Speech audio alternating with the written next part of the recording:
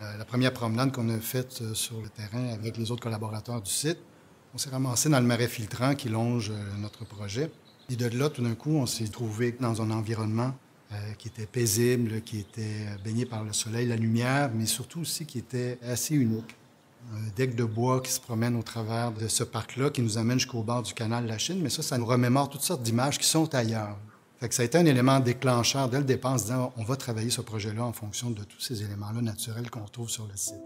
On est parti d'une espèce d'approche conceptuelle qui décortique un peu le projet en une série de gestes qu'on pose toujours en fonction de ces éléments-là naturels. Donc, au départ, on a ce droit-là de construire un bloc de 8 étages à l'angle du parc et du canal de la Chine.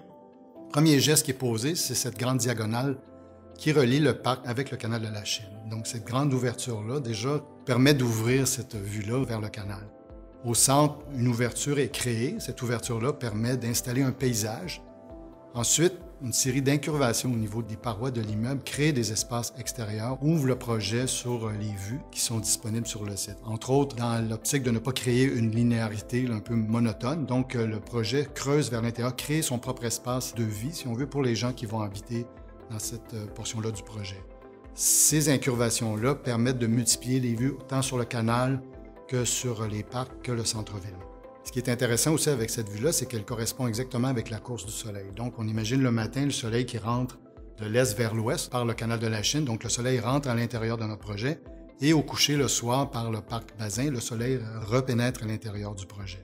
À la fin, on parlait tantôt de cette impression-là qui était sortie de notre promenade dans le parc du Marais filtrant, mais notre idée, c'est de tirer cet élément-là de parc et de l'amener à l'intérieur de notre projet.